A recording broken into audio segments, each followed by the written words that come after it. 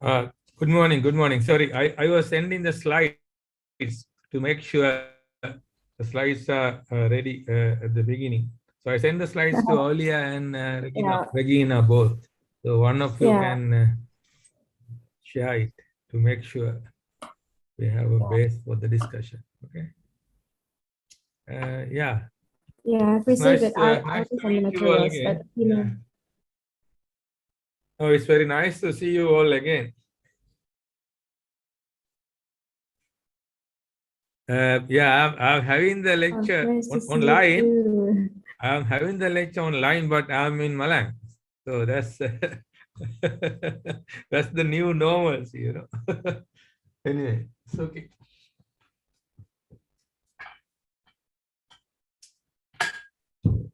Okay, may we start now, sir? Since it's already 9. Yeah. Okay, ladies and gentlemen, as we are about to begin, please turn on your camera. I have a note to make before we begin today's seminar. I would like to seek your cooperation and in completing this seminar, please mute your microphone to avoid interruption. Thank you for your kind cooperation and attention.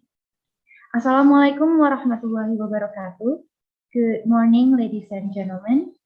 On behalf of the committee, I would like to extend a warm welcome and express our gratitude for participating in today's seminar with the topic of Introduction to Qualitative Research. I, Putri Regina Prayoga, will be your master of ceremony this morning. Ladies and gentlemen, this agenda is held as a platform to bridge between our participants and our speaker, the respectful Professor Kelum Jayasinghe from the University of Essex as the adjunct professor of the Faculty of Economic and Business Universitas Negeri Malang, to share and discuss issues related to dissertation and research. For this session, the lecture will be led by Ms. Aulia Azardina, who is in charge as our moderator. Without further ado, I will hand it over to Ms. Aulia Azardina. Thank you. All right, thank you, Iggy. Good morning, everyone. It's very nice to see you all today. New spirit. It's Monday, right? I hope you're starting your week in a great and exciting ways. And now we will be discussing again with Professor Callum. I will be sharing his file first. All right.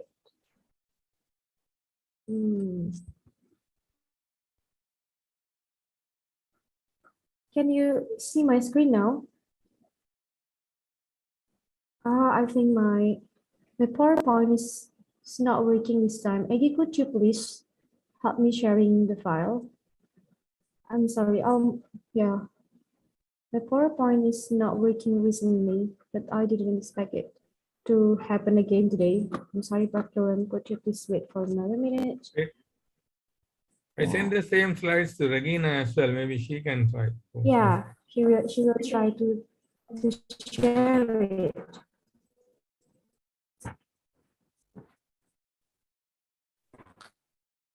Just a couple of minutes. I'm sending it to your WhatsApp, so you can open it. It is. Okay, sure, Miss. I'll share it in a moment.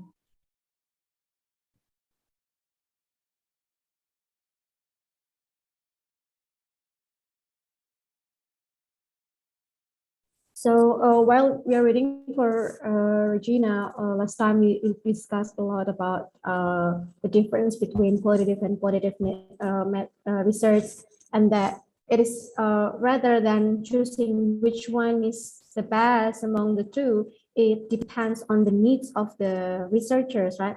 Depends on the need of the research, and also we discussed a lot about triangulation. And that triangulation applied to not only qualitative research, but qualitative research as well. All right, we're now seeing the screen, and I think over. Thank you, Aulia. I think you can see in the slide that my intention earlier was to only address this question and the answers, assuming that we had 4 sessions around this qualitative research in a different way, like three sessions. So one was about research methodology, research proposal preparation for postgraduates, but even that because in the morning I realized that there are some new colleagues, I mean, colleagues not attended the previous sessions as well. So I just thought of giving a brief overview about what I have covered or discussed in the past 3 sessions, mainly bringing this qualitative risk methodology and methods, the ideas around that. It's a kind of a sum up of this what we. So I apologize for a few of you that who already attended some sessions and fully aware about this qualitative tradition and the assumptions, principles behind that. And again, like earlier said, I'm not trying to promote qualitative methodology against quantitative methods. So it is please don't have misunderstanding on that. What I'm saying is, like earlier nicely said, that our methods, research methods we choose, so the methodology that we are going for is purely should be based on purely the need of the particular research project. Projects needs mean that the research question, research problem, questions, and the aims, and then the data needs. What data we need, whether we can investigate these issues, answer these research questions through quantitative data. If you think so, then absolutely fine. But then some questions obviously cannot be answered, comprehensively answered through secondary data only. So then what we do?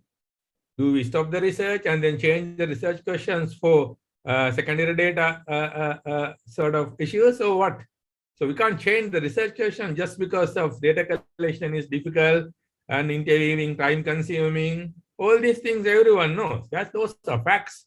But the research is a research. The investigation of any research is about understanding a phenomenon.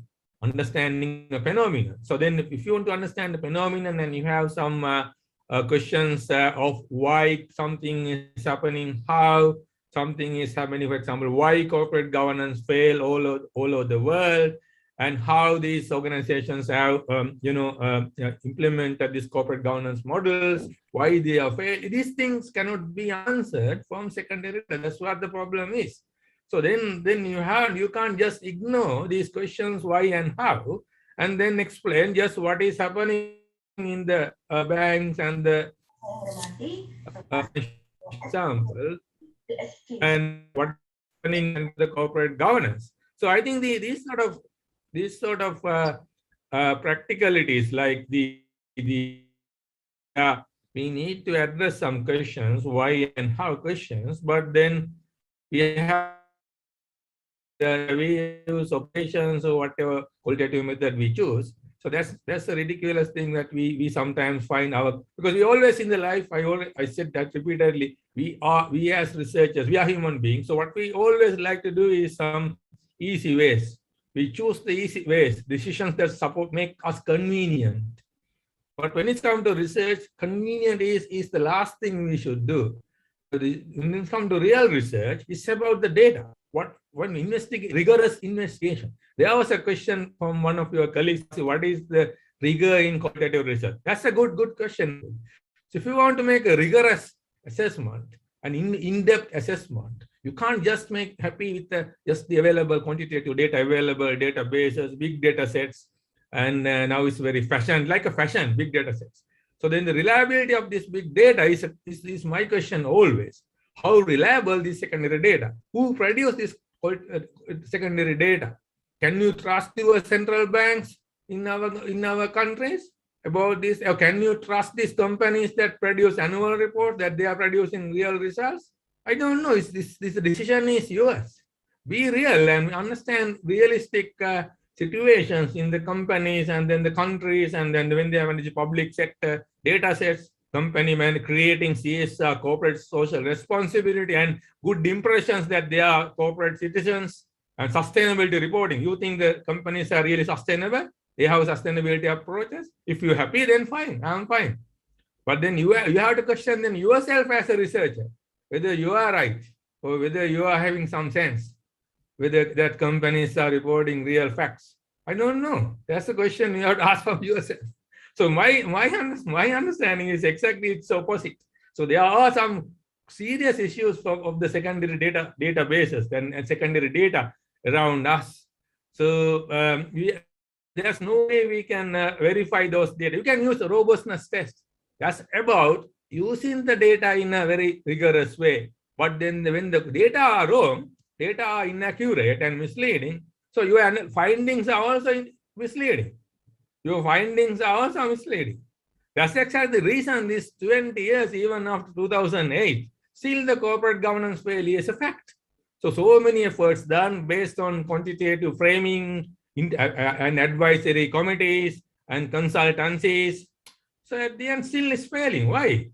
It's because there are politics, there are cultural issues, there are political economic issues involved with that within the organization, within the countries, within the regulations. And these are people. People are managing these things. So it's unavoidable or inevitable that you end up with some own questions about your own data, even though your methods, that the rigorous methodology that you followed in terms of data analysis is very rigorous. You had this robustness test. But the results still fake because the data you used, that's not, you didn't know about it, but data you used are questionable. So that's where the problem is. That's why this primary data, the fresh data, the data that you can collect, talking to people, observing people, focus groups, even though it's challenging, is very important area to consider in your research project. So I'm just coming with this different angle. Don't misunderstand. I am against quantitative methods. It's not about the methods, it's about the secondary data is questionable. And then when it comes to methods and the secondary data, then you can't answer some questions with the quantitative approach, especially why and how. Why and how, why something's happening. It's not answerable. So from quantitative data only. Quantitative data only. So need primary data. That's what my argument. I can discuss this at the end of this short presentation again. If you have any question, challenging questions on that point. Yeah, the next slide, please. So these some of the things I discussed. I just go through quickly, just for the benefit of few of you new. I'm just using these same slides, few similar slides. So yeah, so qualitative research, as I said, we can get some in-depth insights into a problem. That's what the main idea is, original insights and new, fresh insights into that.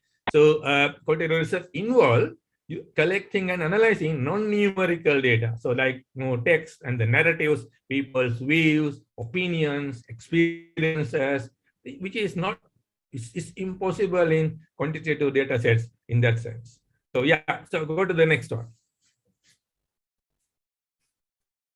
I'm doing little fast this discussion was is a repeat. So these are some of the methods you are well aware. Before the picture, please. That diagram, that the figure that I think right before this. Is it? Oh no. Is there a slide before this or no? No. Okay. So then the main research are conducted in natural. Yeah, these are the methods. That's what I mean. So there are some methods like this: focus groups, case study research as a research tradition, and one-to-one interviews can be semi-structured or completely informal interviews. So the one-on-one interviews is the most common one. So then the little programming and little open or completely. Then the focus group, inviting few people together and have discussions. And I think in my presentation last time I mentioned, I'm working with the local councils these days. Most of focus group discussions with all the council members, stakeholders with different interests, the politicians, the councillors and the officials, and then community groups. So then different representation in the focus groups, and then interviews followed up. Record keeping, ethnographic research. I think ethnographic research is quite challenging, but in relation to business case studies, it's extremely difficult to do ethnographic research. Ethnographic research need lived experiences and stay in the village or work in the organization and observe. Participant observation is in the heart of ethnographic research. But as a qualitative research, ethnographic research is one of the most effective approach. And I think the most sociologists, they are very much doing this ethnographic research methods. And I applied to my most of the studies, I mean, early stages, especially in my PhD, and then the follow-up publications. I use ethnography research with observations, participant observations included, and then the process of observation. So these are some of the, this is a snapshot idea of qualitative research techniques available. So go to the next slide, the characteristics. Yeah, so these are the main characteristics of qualitative research. Here, the natural environment. So then there's no objective environment here, very subjective natural environment. We are meeting the real people. So live people, live situation, in the sense meeting the research interviewees mean subjects, the whoever involved with the corporate governance, who were involved with the non-government NGO operations, whoever involved with the community activity. So we talk to the people, real people. Yes, they are the, this is primary, is the natural environment. Research as a key instrument. Research as a key instrument. Research is the one, the main person that the leading this encounters and then the data interview, guiding the this fact-finding process. So multiple sources of data can be, so more than one method. That's where the one of the important things of qualitative research, data triangulation. You can use observation, you can, in addition to interviews. So interviews can be structured interviews or open-ended interviews, and then add observations into that. And if you want further, you can have 1 week stay in the village, 1 week sort of work in the organization as a say in the, if you want to study labor issues, you can be a kind of work as a laborer with the permission of the government. One of my PhD students, not the government, the organization. So one of my PhD students is modern slavery study in factories, garment factories in Bangladesh. So he had this whole thing, the observations, interviews, and some inside information by working with the laborers with the permission from this manager. It's a multiple source data. Data collection is very rich, not like a one source that 5 interviews with 5 people kind of. So you can have 30, 40 interviews if you spend more time. And then these interviews can be different people, not just the people, one group of people, like only laborers or labor, or can talk to managers, you talk to senior manager, you can talk to male labor, female labor. So it is all in our hand to decide the sources of data, combining more than one data sources. And even secondary data can be the start. So quantitative numbers and data with the numbers, we don't ignore that. We can bring that as well. So it's more like a triangulation, triangulated data sources. So triangulation is the heart of qualitative research. Inductive data analysis, collecting the data from the ground. These are not already collected data. It's not deductive. It is inductive from the ground. And then there are multiple meanings. The meaning of the participants. So interviewees, the interview participants mean interviewees. So they express their views. So we take down as it is. So in my view, in my research, if you have seen any of my research papers published in the past, all these papers, I created space for the participants, the interviewees, to express their voice. You can see the same exact words as narratives presented in the paper, in all these my papers, because it is what we do. We create a kind of platform for the research subjects, the people who are marginalized, people who experience these things, to say their anger, frustration, and the experiences in their own words. We are not manipulating, that's their own words. I remember in my Viva, examiner was like internal examiner. As political issue, my Viva, because my internal examiner and my supervisor had some personal issues. This is very common in the Viva. So I'm opening up a can of worms, I know. Can of worms mean problematic environment of Viva.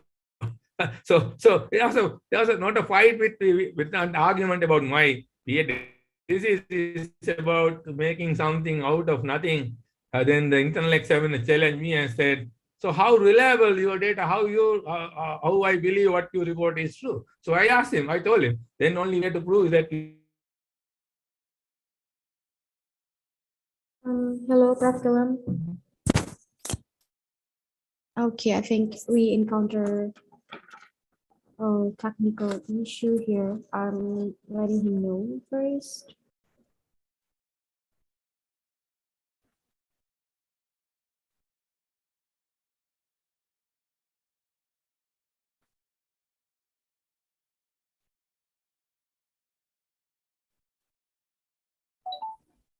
Sorry, it's about internet connection. So something Yeah. wrong in my side, I think. Can you hear now? Yeah, we can hear, but I was sometimes, talking too fast as well. I realized I slowed down my speech as well because I thought it's a summary, but I'm saying new things as well. I thought slow down my speech as well. So I was saying that the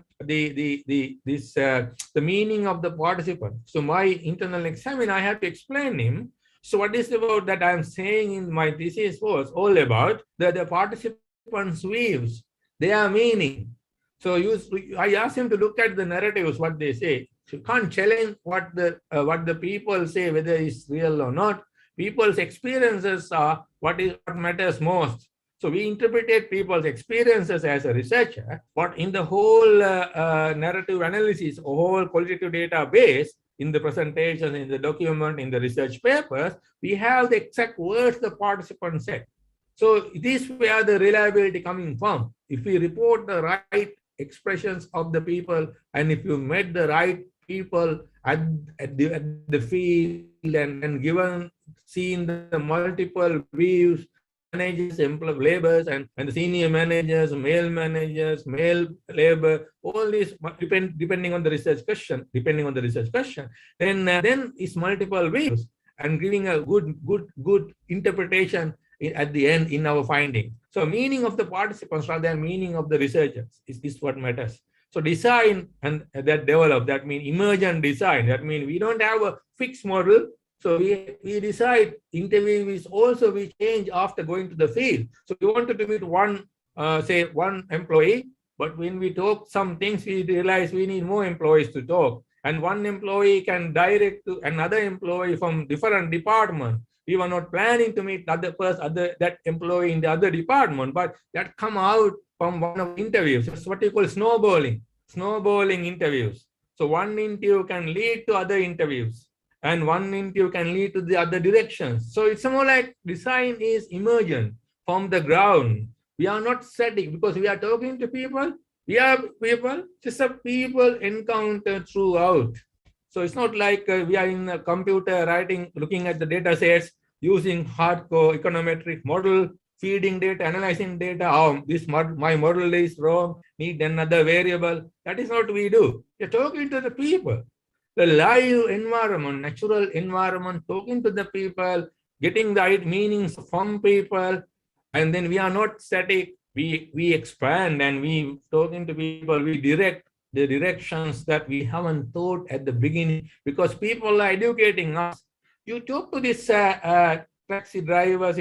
I always do that. I talk to taxi drivers when I'm traveling somewhere in other countries. Talk to the three-wheeler drivers. Talk to sometimes the street sellers if they can understand English. Why? So I can understand the political situation of the country talking to them. I can understand the economic situation of the country talking to them.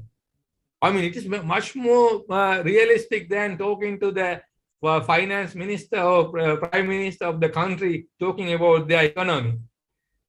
So that is where the real lives is based on with the people who are experiencing the reality, and then the people who are having the real life. So talk to them is based on real data. Yeah, go to the next one, please. Next slide, please. Yeah. So then I just introduce this again. I apologize, some of you seen this earlier, but I just want to give a bigger picture, create a real picture about these two methodologies in when I'm comparing, contrasting, and highlighting. So the positive research, you all know, is talking about objective reality, and the researcher is not connected with any of this data collection, and then he's very objective in that sense, independent. The data and analysis is completely independent from the researcher. So the hypothesis build up based on the literature, obviously same as other research, but mainly the researcher is disconnected completely, and quantitative method maintain the objectivity, And because of that objectivity, so people argue this statistical generalization is create two depiction of the reality. So then the problem is the data, where the original data coming from, the data are real. So then how this two depiction of reality is real if the data are not real?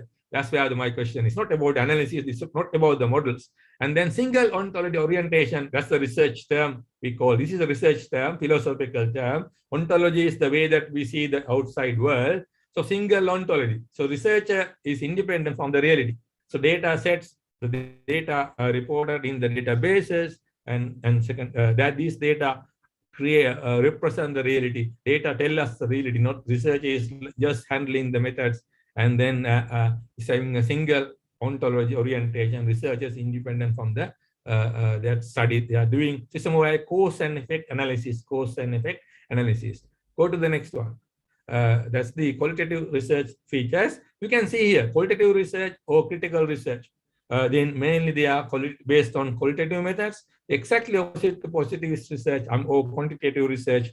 I'm a qualitative researcher myself mostly, but I'm a mixed method researcher. I can have to say I'm a mixed method researcher. My research projects, there are quantitative elements at the beginning and then the qualitative element at large. I'm always handling qualitative part. I have a team working on secondary data analysis. So I would say I'm a mixed method researcher, not just a qualitative research.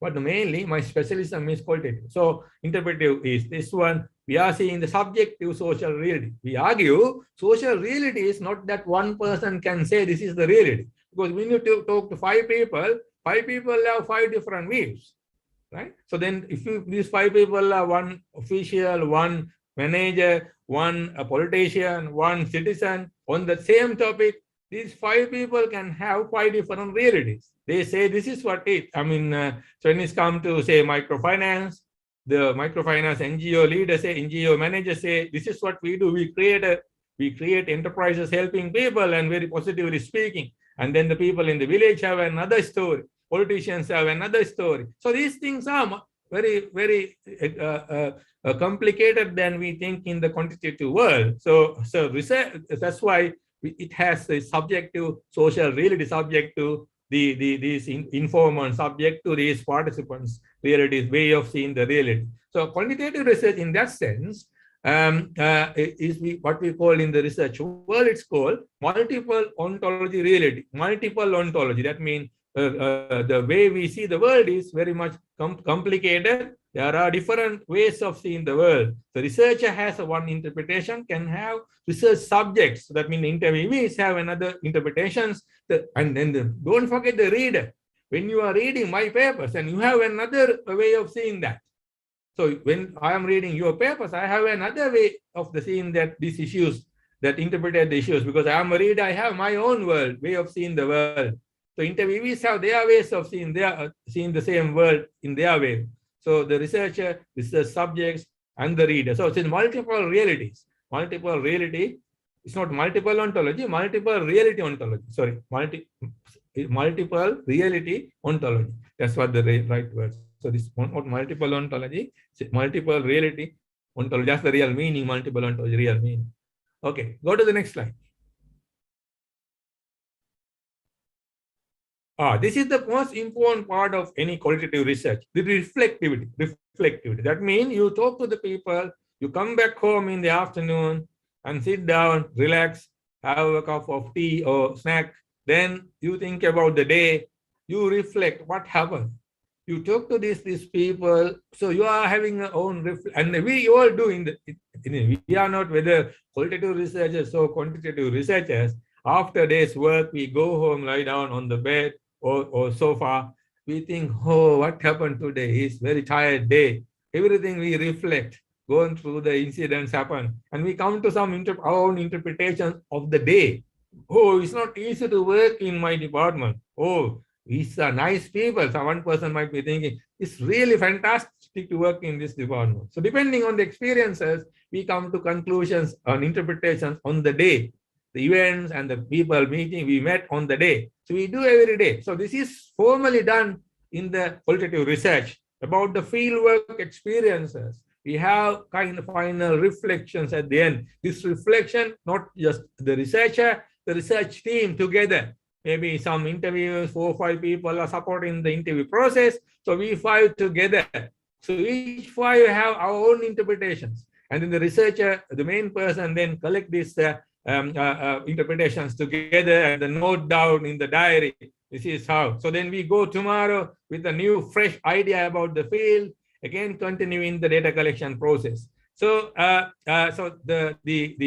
with these reflections, we can minimize the subjectivity. So then people say too many things. Some people are just emotional. Some people saw too many things, but some are not. Some people have political opinions, too much political. So we have to understand these limitations of some of the interviews. The interviews sometimes bias. So then with these reflections, we can minimize the bias. And then we can minimize the subjectivity in the interpretations with the collective and individual reflections of the day. So then we for example, interviewers' views, we connect with the interviewer's background, interviewee's background. Or interviewer is a politician, he is a left-wing politician, he is an anti-government person. So what he said has a connection with his views and his background. So we have to be careful sometimes reporting his words same way. So we have this, not just one person judge that, a team together judging it.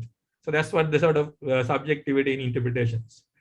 And then the last point on this, my summary of last 3 discussions is the validity. So validate the analytical generalizations. So commonly people argue and criticize qualitative research cannot generalize. That's completely wrong. Both researchers are quantitative and qualitative. We generalize the findings. So quantitative research, this generalization is statistical. We call statistical generalization. So what is these findings from this can be statistically generalized to this population. And then in qualitative research, what we argue is the analysis we have done in this particular case or case study context can be equally applicable to other similar cases, similar context. So what we call analytical generalization. So we need to understand this different language and the different ways of generalization. And then interpretations, both researchers, quantitative, qualitative, both do interpretations. So interpretations are subjective in the qualitative, objective in the quantitative. So this, I think my always as a researcher, what I do is go with the mixed methods and more, but heavily qualitative, my own projects. But it has some element of quantitative analysis at the beginning. Okay, next one.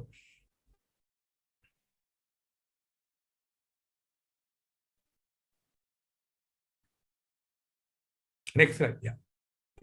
I think what I have done so far is quickly. This I talk a bit of quickly, or even my talk also quick.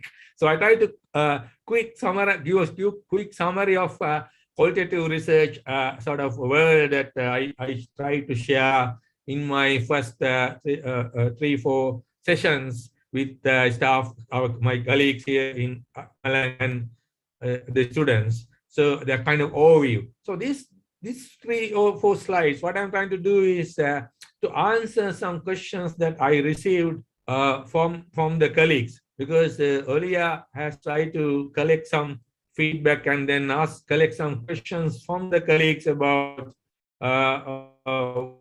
what sort of things that they want to discuss with me in the last session. So I thought the last session should be all question and the answers, but then I realized some new colleagues, other departments, few of them are attending. So I went to the summary that what I completed or in the first 20 minutes. So I go for the planned one. This one also continuation of this qualitative research introduction, because most of the questions coming from related to qualitative research as well as general research. So I believe that this is very beneficial to every one of us.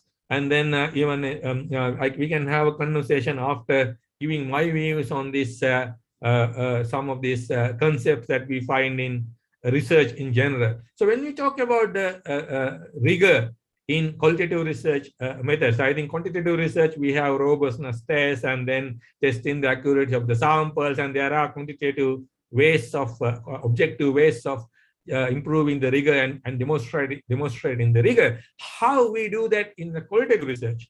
So rigor is very much about establishing the trustworthiness or confidence, so increasing confidence level in any study. So then we have to show the consistency in the methods used over time, and then how accurate these representations of the population are. These things are very important to demonstrate the rigor. I think don't think that the qualitative research can be published easily. So it's difficult because it's one of the things similar to quantitative research. The main question the reviewers ask is how rigorous is your work, and as a reviewer, I'm always looking at giving a comment about rigorousness of the papers I'm reviewing, data that used in the papers I'm reviewing. So then the best way of demonstrating the rigor in qualitative research is systematic and self-conscious research design.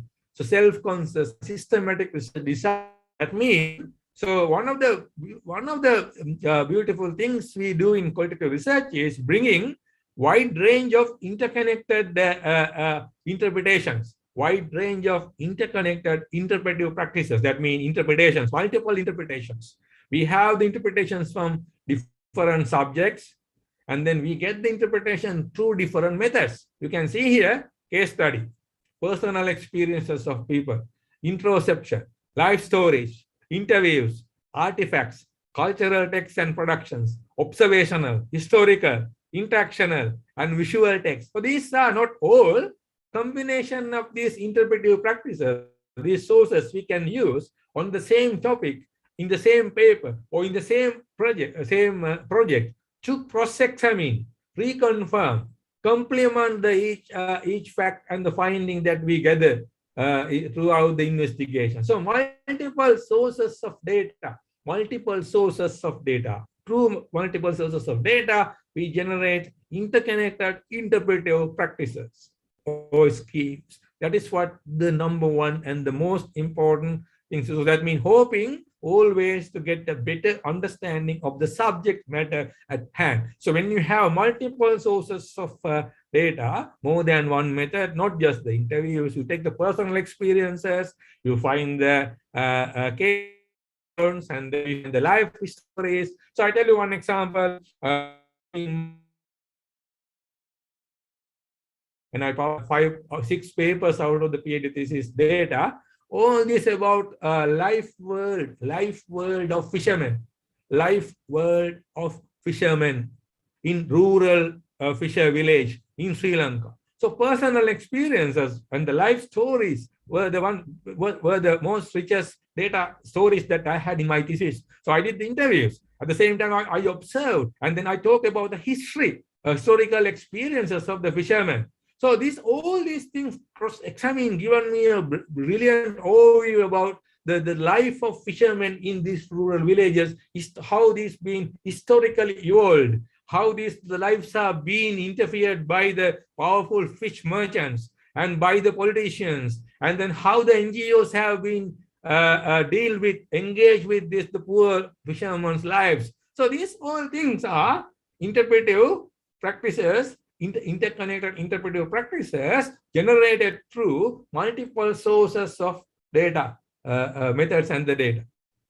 That's the number one. Number two is nowadays we have the software and the tools. You all know NaviVo and you know other available methods. So what is happening is now, in addition to traditional colored pens, papers, sticky notes that we all did in our interviews, after the interviews, during the interviews, we are highlighting, we are writing down notes. That's the traditional way. Now we have, what is called iPhones and then iPads. So probably sometimes we type everything what people say and tape record. These things are very much recording and listening later. These things are also almost like traditional now.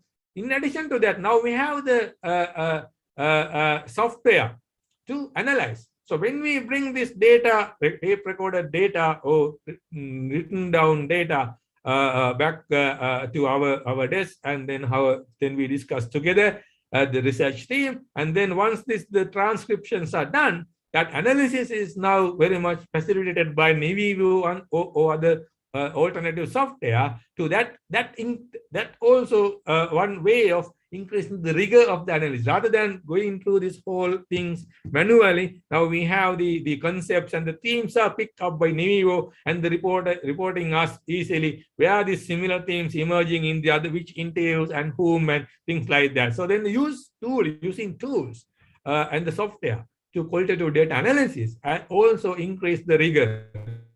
So then the early stage manual writing down have been minimized. So then the tape recording and then even the recorded tape recorded interviews can be worded in by automatically as well because of the sophisticated technology. Now transcribing also can be done in the same way like the now Zoom meeting. If you do interview in Zoom meeting, this is being recorded. This can be again put into transcribed automatically. Zoom interviews can be transcribed automatically into a sheet as well, data sheet as well. So these technologies are helping the increase in the rigor of the qualitative research very much. And then I have a point on this using software. I come back to that point. I tell you that point because as a sociological researcher myself, I'm a bit of having a question on this using software too much into data analysis because sometimes people have emotions in their face. When we talk to people, sometimes they don't mention, they say maybe 80% of things how they feel, another 20% is in their face. When you talk to the person, sometimes small words, kind of even a small mimicking, and then their eyes and their facial expressions. Is even you need to have a painter to draw that thing in the same way, otherwise you need to make a picture. It's not allowed, it's not possible because we need ethical approval and it's a problematic thing. But at least with their emotional expressions, we as interviewers, we can get a first-hand experience about so then we can explain it what we saw. And the angry, we can say, for example, angry villager said. So by looking at the transcriptions, you can't find out whether a villager was angry, sometimes. But seeing his face and then seeing his expressions, seeing the way how he started the answers, you can guess, you can click properly, confirm that this person was angry. These sort of bodily expressions are also sometimes important in the qualitative research. So I think some of the things are missed if you only follow this software and the tools. So I'm very much careful about using qualitative these things too much. Okay, then the last point to improve the rigor is the reflections. I think I mentioned already this one, reflectivity. So it is more of like discussing, reflecting in the afternoon together with the research team. And these reflections are another, that way you can minimize the biased interpretations with the reflections. Go to the next slide, please. So these are some of the tips. So then in the reflectivity, member checking, peer examination, peer debriefing, prolonged time spent with the participants, using the participants' words in the final report. I think I did this. So increasing the credibility through these steps. So that's the other way, formal way to improve the rigor in the qualitative research. I think we talked about that. Spending time with the participant is one of the things I use, particularly not highlighted, but that's a very important part. Talking to people, discussing freely and spending more time if they are available. But I know if you are interviewing managers are very busy. So I think I talked about this in the last presentation. And so then you can't spend time freely with the participants if they are managers. So what I did was in one of the studies I did with two Indonesian scholars we published in AAAJ. We done the survey methods, pilots, preliminary survey method, preliminary study with a survey with the managers before the interview. So we given them a 20 questionnaire to fill and send us back. So then we followed up this questionnaire with interviews. So then because it depends on the participants how busy they are, how much time they are willing to spend for the interviews with us. But if they are free, so then spending more time with the interviewees is always one of the ways to increase the credibility. The peer examination means that the peer debriefing means the research team that the people are coming back, and then when we're interviewing, we observe the listening other our own team member, how the person handling the interviews, and then the peer debriefing mean each one's reflections, each one in the team doing the reflections and debriefing what they encountered, the experience, and their observations, and their reflect and individual research team members. That's what it means. Okay, go to the next slide. So it's about the rigor. That's the question asked about that, how to improve the rigor in qualitative research. So this is again another, these are more of like when you find this in the YouTube, sorry, in the Google, and then when you find in the research papers, these words are used in an interchangeable way, like sometimes confuse this systematic review, integrative review, what they are. I mean, I try to give you my view on this. So systematic review is very much about extracting, interpreting data from published studies on the topic, extracting, interpreting those data already published, and then analyze, describe, summarize the interpretation. It's a reinterpretation. It's a meta-analysis in some sense. So it's systematic analysis use some what you call repeatable and transparent method. That means there are keywords, and then screening done using the 3 keywords, and then interpretation will be happen. Synthesizing is happen based on this repeated and transparent key themes that use at the search engine. So it can be qualitative, quantitative, or combination of the two. So it is, I think, very common systematic literature review. We call system. Some papers are published based on systematic literature review, and then starting with the keywords. I think I mentioned some steps in the next slide. Go to the next slide, please.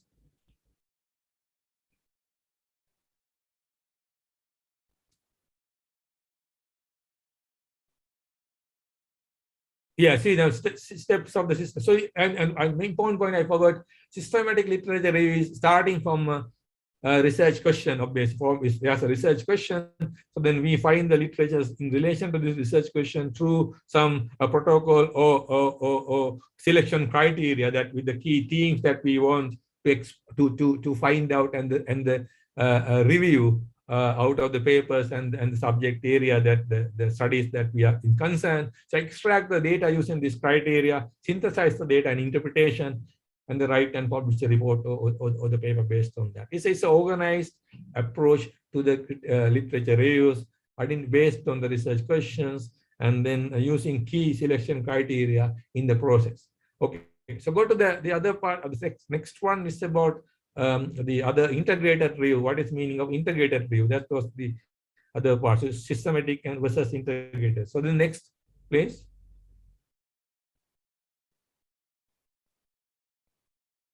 So integrated review again is a general review of the existing literature as a systematic process. So it's integrated because it's inclusive.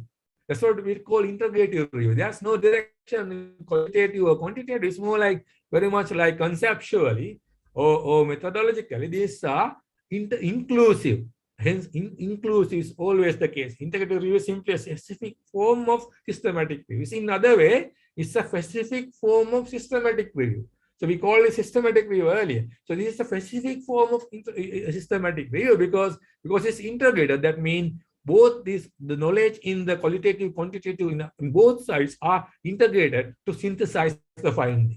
That is the so Whitmore and Nafi in 2005 they explained about that. So it's a more like in systematic versus integrative are very much related, but the meanings are slightly different. So systematic is having research question and then have the themes and the protocol. So then we search these themes through in the research by following these protocols. And then integrative review is on the other hand, the meaning is coming from the different way. It's integrate it's include both qualitative and quantitative studies, and then it's a general review done in a systematic way. So it's a kind of related, but not the same meaning, right? So that's what the way you have to see. The form of a systematic is simply a specific form of systematic review rather than completely different. Okay, go to the next one.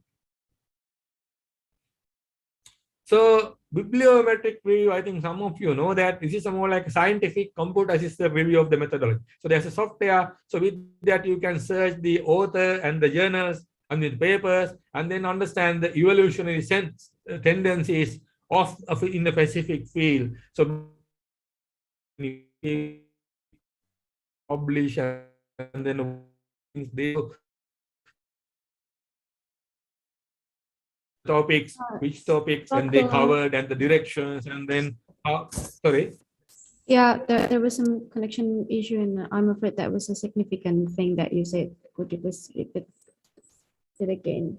About this bibliometric. The last 10 seconds. Yeah, the last 10 seconds. Okay. No, I was saying this bibliometric analysis is a method that is a scientific computer-assisted review methodology. It can use to search the researchers or the authors, and then also the themes that they publish on a very specific field, themes or the topics published in the specific field. You can see the evolution. Evolution means the trends, that where the themes are. For example, there was a paper I reviewed about months ago. That paper is talking about the journals who are publishing on sustainability, and the journals one of the journals, Journal of Accounting and Emerging Economy, is taking the whole journal publications in the past. Who are these authors, did what, and what are the trends, and what the themes and the topics covered in that field. So it's kind of a reflection, analysis, and then showing the evolutionary themes and where the directions are. What is under research? What are research? Things like that. So this is more like a technical, scientific, computer-based review of the authors and the papers and the themes in a particular field. Okay, go to the next one. So you can have what percentage of people doing this research, what percentage authors, how many papers they contributed, things like that.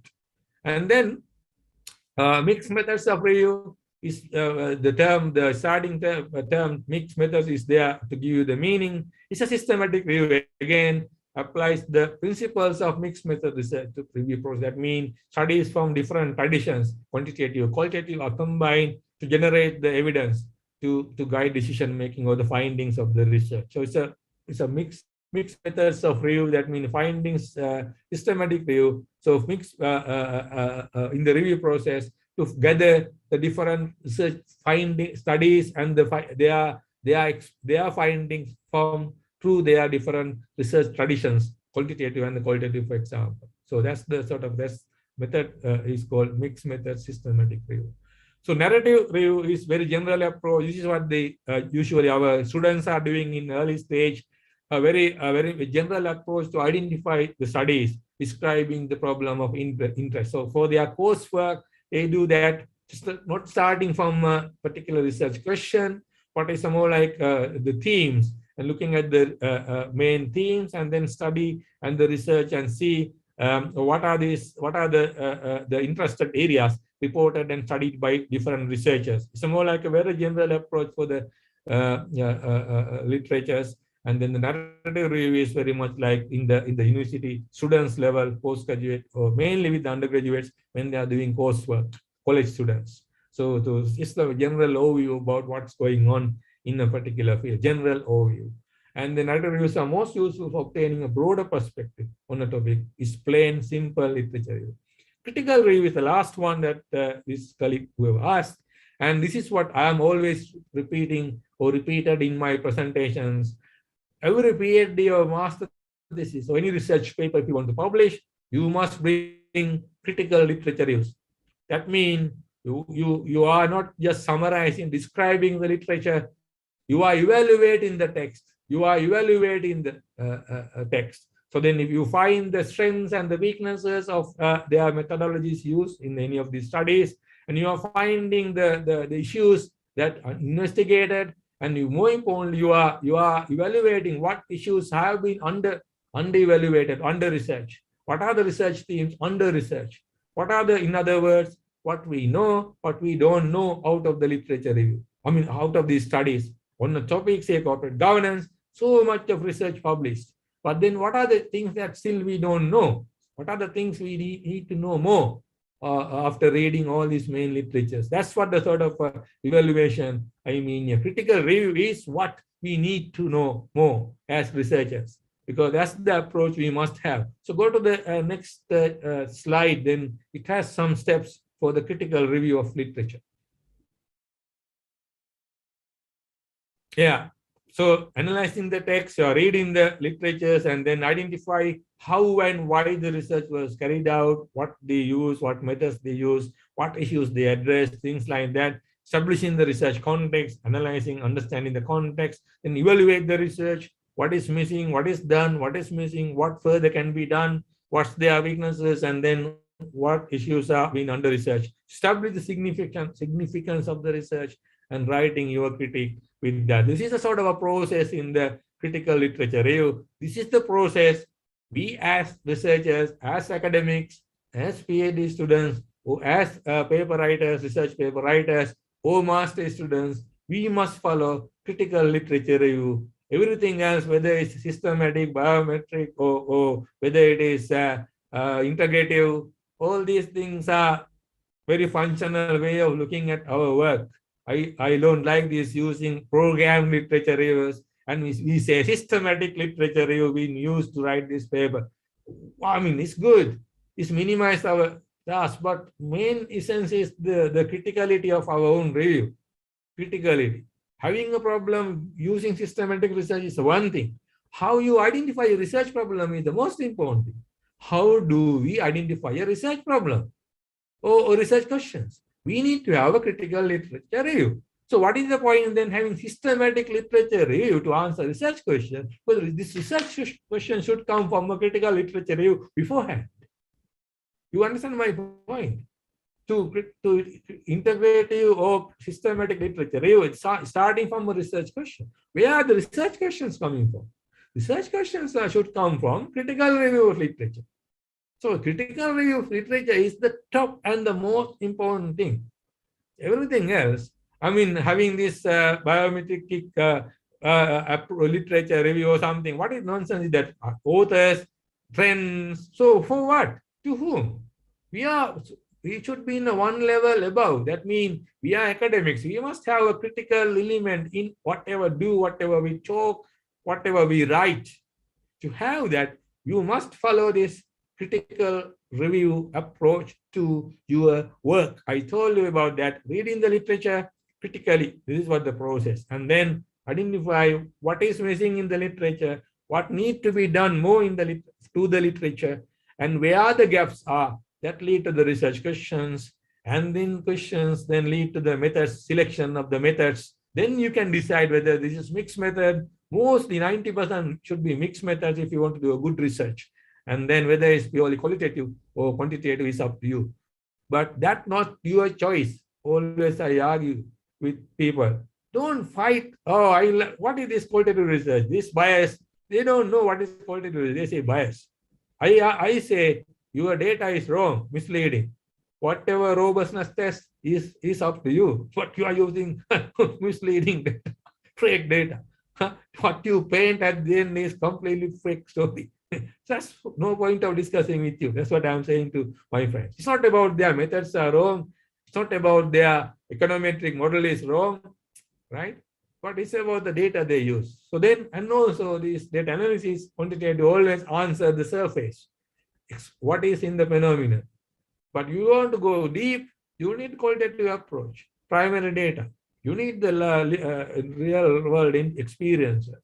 So then you can't hide behind the door because it's time consuming, it's challenging, need ethical approval. How I find interviewees? If you can't commit that, yeah, just stay away from qualitative research, but don't say it's biased. Right? If anyone challenge me, I'm happy to answer. Please ask questions. I can explain you further if you have any challenge for what I'm saying. So it's not about don't hide on the behind the world or doors. Understand the reality. Reality is you are trying easy methods like it's cooking at home, time consuming, no time you have after working from 7 to 6 at Malang, going home. Where's the time to cook? So you may go to McDonald's or KFC or other nearby restaurant, right? Right. So so McDonald's are approaching this our wants, not the needs, right? So that is what we find the easy way. So then we are spending a little bit money and go to the restaurant or go to McDonald's. We are supporting the concept of McDonaldization of the society. So we are using the same way that for the research, because this is more easy. finding secondary data and writing something from that. So because of that sake, we are saying, because we are colonizing positive research more and more in our academia, because it's easy way, because of our time, we can stay in the computer. It doesn't mean qualitative research is bad or qualitative research is not needed. Qualitative research is wrong, you know. So it's about not understanding the qualitative research. This is what the discourse I want to create at Malang. This is a discourse, meaning is conversation, discussing about this, what I say here, and then try to open your eyes, at least one or two. My target is at least to open up these directions, this research to at least 3 or 4 of you in this meeting. So if you 3, 4 of you understand and fascinated with this and try to approach, adapt, use at least this as a complementary or alternative methods to with the quantitative research, and then I achieve the objective. I know it's other 95% finding it difficult with the time, and then they need a bit of more knowledge before doing that, because I'm fine with that. So I think what I'm saying is keep an eye or keep an open eye about the new things that that the research world is doing. So rather than limiting your understanding to one something that very dominant, and it's like the capitalism. People say US or all these powerful Western countries say to the world, this is how the things to be done. So people are not challenging, following whatever they are saying. Doesn't mean what is the US and the whole world, politicians and the West doing is right. They are ruining the lives of everyone else in this universe, in this world. So if that is a fact, but we scared to say that. We don't want to express opinions against that. We just follow it. The world development models, international development, human rights. This is not relevant to our accounting research, we think. But this is the best example to understand the world. The consumerism, McDonaldization of society, and coming to Malang, I can see McDonald's, I can see KFC. I don't feel like I'm in England. It's a global world now, right? So is it good? It's not wrong. It's not wrong. You have to understand why it is happening around you, right? That's the thing. It's not like buying and accepting everything. This privatization and globalization and consumerized worlds are doing for us. We need to open up our eyes and then not buying and accepting things as it is. That's why there is kind of critical understanding, critical approach to the world, not just accounting, is very important to as academics in particular. Anyway, that's what my talk is about. So I just try to summarize qualitative research at the beginning a bit for the benefit of new attendees, and then answer some of the questions asked by the colleagues who were in my previous sessions. And then I'm more than happy to answer any further questions or any challenges or any arguments or any simple innocent questions in relation to qualitative research. Thank you. Yeah, thank you, Prof. You can unshare these slides. We don't need slides. Yeah. Yeah, thank you. All right. Maybe is there anyone to ask question here? You can turn on your microphone or raising your hand first. Oh, all right. Dr. Ani, please. Prof. Kalam, this is Dr. Ani that I introduced to you yesterday. The one who is currently nice to see you again. Hello, Professor Kalam. Nice to meet you. It's unfortunate that we cannot meet in person because I was away in Australia to do some research project with colleagues here. Earlier mentioned about you very much. Many times. Yeah, I'm currently working with Professor Christine Helia. She was from the UK. You may meet her in several conferences.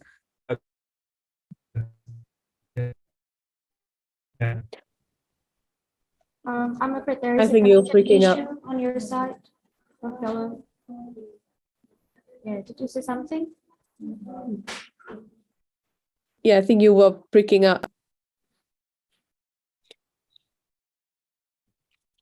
All right, Professor Callum, just let me clarify regarding the qualitative method. This is something that students very often ignore when they are writing their undergraduate thesis. For example, the students' method is using the interview. Am I correct if I ask the student, well, if you do the interview, you need to justify who they are and why they are relevant to your research?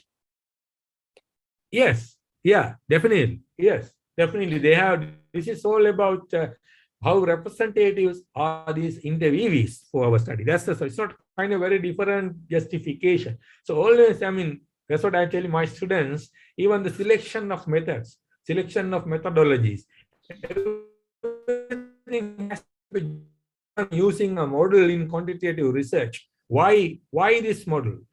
And why use these assumptions? So what are the theoretical assumptions behind this model and why this model? And everything has to be justified. The same way in the qualitative research, the respondents and why these respondents and how the respondents are being selected and who these respondents are. So giving these whole justifications increase the rigor of our findings. Yeah, I think that's the important point. Yeah. Yep. I mean, if I add you one thing, that one of my early stages in the management accounting teaching, I don't teach anymore the same module, but so I was teaching relevant costing to undergraduates, management accounting. I mean, management relevant costing is one of the topics, and then I had this cost benefit profit analysis. So I designed a coursework and I published that paper in qualitative research in accounting and management. It's a constructing constructivism, critical constructivism in management accounting education. That's the paper is about. And so, because I'm saying, giving you my perspective to you, that's why I didn't want to take more philosophical stuff into the discussion, but I know you understand it. So then, so that the coursework was this, I asked them to interview their family members or friends around them, like 10, 15 of them, then ask them what the financial decisions what sort of financial decisions they made recently, and then ask them their experiences, how they come to that decision, how they measure, how they come to the sort of a cost benefit, whatever in their language, how they made the decision simply. And then I asked them to go back and reflect these statements given by their friends, family members, or uncles, aunts, and all that whoever in the sample, because I asked them to choose these people based on who involved, and then on which capacity they involve to this family decision, buying a house or buying a car or choosing a university, international university, coming to England. Some people, so many people involved with that, friends, mothers, dads, uncles, who already studied in UK, all these people. And then I asked them to reflect after going home. And that reflection, I asked them, think through relevant costing. Opportunity cost, opportunity benefits, sunk cost, and, relevance, irrelevant cost, and all this, the language in relevant costing. So then I asked them to use that conceptual framework to analyze and interpret the results and then write the findings. It was one of the popular coursework that time, but then because it's the first time they were doing that, I asked them to group in five-member groups, write individually. So it's not like something that students cannot do. It's about us as educators. We are not taking this risk because we have to mark it. We have to understand this.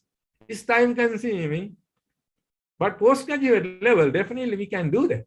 And for the dissertations, I think it's very not totally unacceptable. If we ask them to do studies in only quantitative, at least we must encourage them to go for mixed methods. Okay, do all these in mainly quantitative, and then for further explorations to confirm some of the findings and how this happened. Why don't you interview at least 3-4 people at minimum to get some insights and write their narratives, analyze the narratives, and support your findings already generated through quantitative analysis. So that's not a bad thing to make them, that create critical thinking, analytical skills among students. We are arguing, they are not analytical, they are not critical. Critical thinking you can't promote by a lecture. from a textbook step by step. That's not critical thing. It's about body knowledge. Body knowledge, I mean, people carry it as human being in their life. So what we are doing is we are promoting more like a commercialized society all over the world. People are not questioning why I'm doing this from themselves. That's my way of seeing the modern world. We are ruining our values in all societies in this world, one after the other. So I think the one way to promote is that making them problematizing themselves, questioning themselves, reflecting themselves. I think you, me, and few other, some of us have these reflections every day. I do that, not intentionally. On my way back, I sometimes take a wrong turn in my driving because I was reflecting while driving. What happened today? Who said what? Why? After the department meeting in such a particular. I think that's an important culture. I think we have to develop within ourselves and translate to our students. Anyway, that's I talk a lot. Maybe sorry. Right, that's right. Thank you so much for the clarification. And one thing that are quite important that I think we at OM hasn't established it yet is about the human research ethic, because I saw many students when they did research with human as a participants, they ignore completely about the confidentiality. Yeah.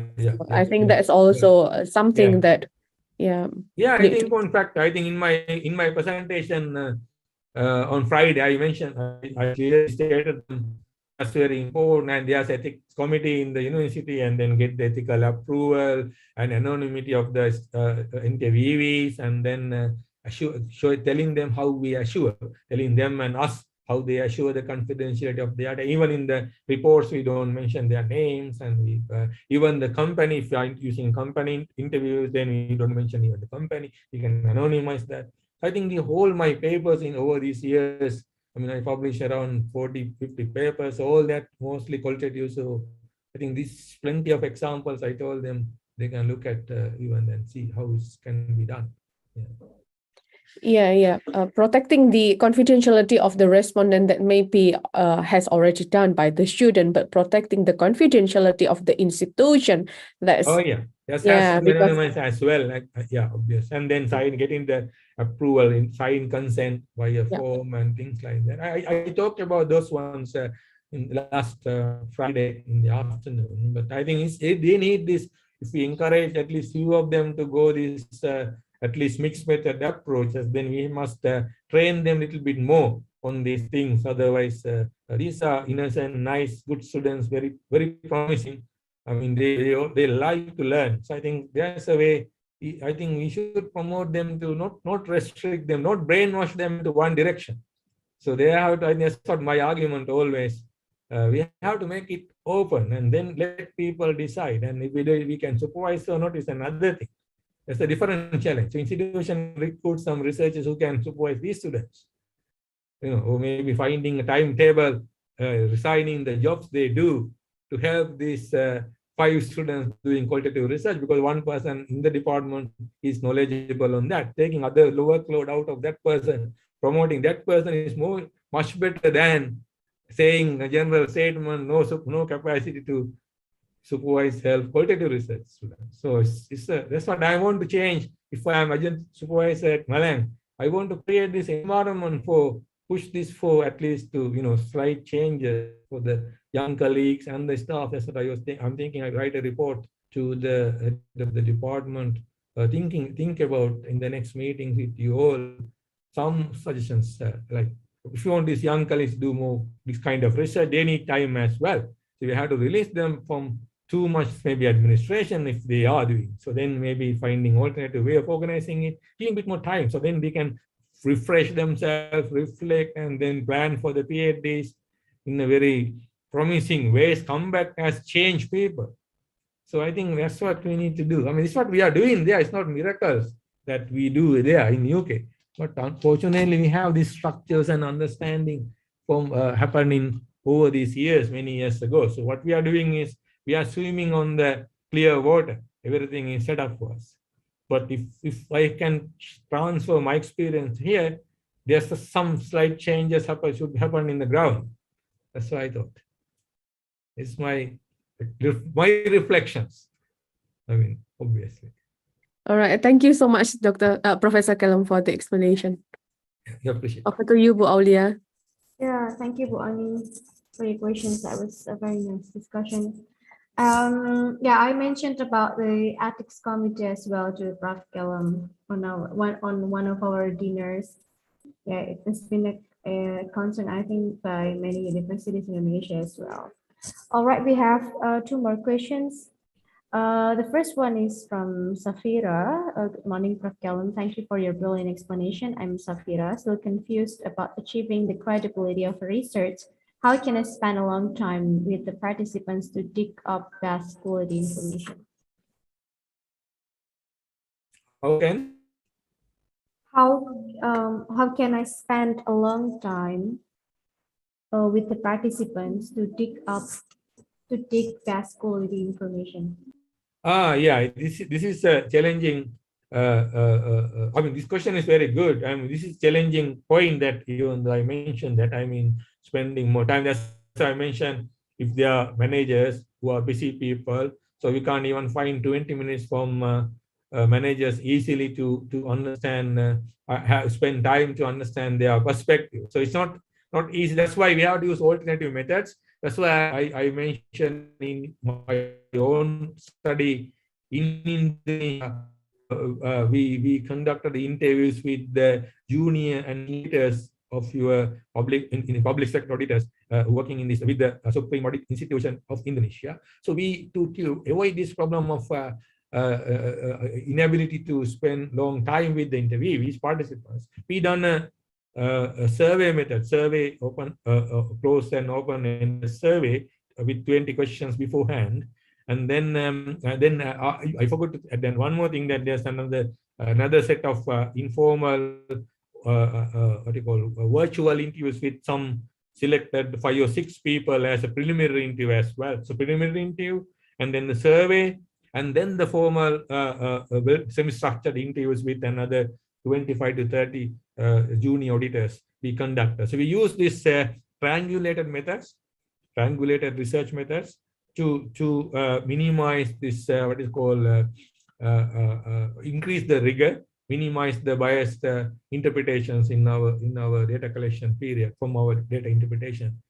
And that's what sometimes the long time with participants is not possible. I agree with you. But in my own case, I spend time in the village myself. So I stayed in the village.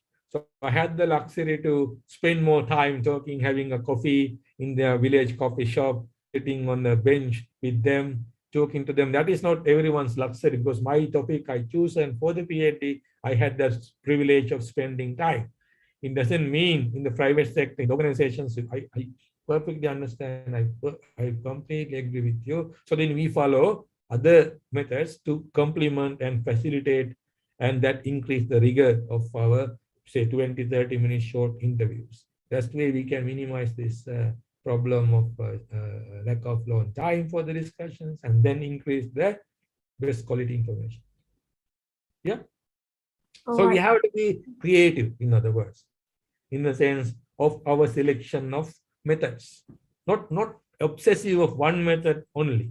We always open for other methods. We discuss and decide based on the data needs, and then based on the quality that we are searching. All right. Good question. That's a very good question. Yeah, thank you for yeah, Safira, maybe you want to share some feedback. Yes, sir. Thank you for the answer before, but what if the participants have limited time, sir? Yeah. So what is the strategy to get around this? Sorry, last sentence I didn't hear, because my I think connection not that clear. Yeah. Can you repeat that last sentence you said? Yeah. What is the strategy to get around the time that participants have that is limited? Safira, is what you mean finding the best timeline to get engaged with the interviewees? Yeah. Or matching the schedule or some strategy about that? Oh yeah, I think that's again you are I mean, that's again, these are very good. I appreciate this. You are asking this type of question. This is everyone's everyone in the audience have same thinking, probably thinking about same things, obviously. And these things, there's no one rule like protocol. This is the way. These are the best times to spend, or this is the way to spend, and kind of you have to be very creative, and then think creatively with the, and then it all depends on the subjects. I mean, the interviewees, who they are, and their availabilities and who they are, and then you assess to them your ability to connect with them. You assess to data. Sometimes in the private sector, it's not easy to even contact them. They are super busy. They don't like to talk. And if they find out anyone is a student, they give the less priority as well. So you need to, always, I had the same problem myself also. So then we had to contact someone who knows them and things like that. So then if we can find one person, then that person can give the chance to the other people, talk to the other people and get this, and then write to the senior manager formally from the university if you are a student. And then this sort of everything can be done, but depending on which institution, which topic you want to talk, and things like that. And one brilliant example is one of my former PhD students. He finished and he's now working at Essex as a lecturer. And he has studied Bangladeshi garment factories. It was about management control and building in the shop floor of Bangladeshi garment factories. So you can imagine, you probably think, how I interview these employees, the shop floor workers, how I interview managers. But he interviewed 60 people, participants. That means management, the shop floor, the factory. He wrote in the right way. He had a contact one, then got written nicely and talked nicely with a nice formal letter from Essex. And then he got the approval for the interviews with the shop floor workers as well. So making sure that our diplomatic relations and the nice and kind approach is always vital. We can't just write 2 formal letters and then follow all this traditional, conventional communication when we come to qualitative research. We have to be smart in that sense. I think that's why I think qualitative research, it's not that easy, straightforward, like running data sets and then using a regression model and phenometric approach. But it's fascinating if you can get the access. You cannot stop thinking after the field work, after the interviews, what people said. I always become like after doing all these studies, I become like, I think those who are close to me know that I'm like, I want to talk to people more and more. And then I want to be with people all the time. Because what they talk about the real life and experiences, I think I can't get any other education from textbooks or any other sources. So you will enjoy if you are a good person to know about this lived experience, people's experiences of any topic. I think that is the best way. That's where the real issues are hidden. Real issues are hidden, not in the secondary data. Never believe secondary data, store big data sets. It's not about the methods of the research. It's not about the problems in the models. It's about the data itself. Okay? Yeah, thank you, Prof. Kalam. Safira, do you want to add more?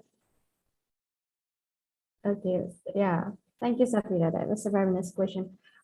Yeah, Prof. Kalam, I just want to follow up. It's very interesting to contemplate because sometimes the real story is not in the word itself, but it's in the face. Yeah, like what you said. When we hear their intonation and we see their faces, it gives strength to the story. It gives particular vibe in the word, so that we as a researcher can capture it by interviewing them, by living them in a quite longer time. And if I add to that point, thanks for highlighting that point. I think I mentioned in the last 6 presentation also then about, and when I first went to Yogyakarta, University of Gajah Mada, I was staying in a hotel that owned by the university, Gajah Mada University. And then when I went to the town myself, my own, and I wanted to explore myself, my own in the town, they always with me to support me. I said today I want to spend my own time in the town. And then I went to the town and then met this, show this, cart carriers, the person carrying the cart, people sitting on top of. So then when you see them, you just see, oh, that is what the traditional way this Yogyakarta carts were managed. The people lived. There's a caste or group of tribes doing that. Yeah, that's fine. But if you want to see this out beyond that, this has a very emotional story behind that. These people are poor. They are living below the poverty line. So there's an informal economy around them. So then to find it out, when you see their face, if you want to understand this, how torturing, how what the real life that they engage in their everyday basis. We going in the car, we are always using makeups. We change the one shirt to the other shirt every one in the morning, one in the afternoon. These guys. So they talking to that person, and then I got into that cart. So it was not needed. I was emotionally distressed going in the cart. He was carrying me on the cart. I was worried, but I was hiding my emotions. And then on the way, I talked to him.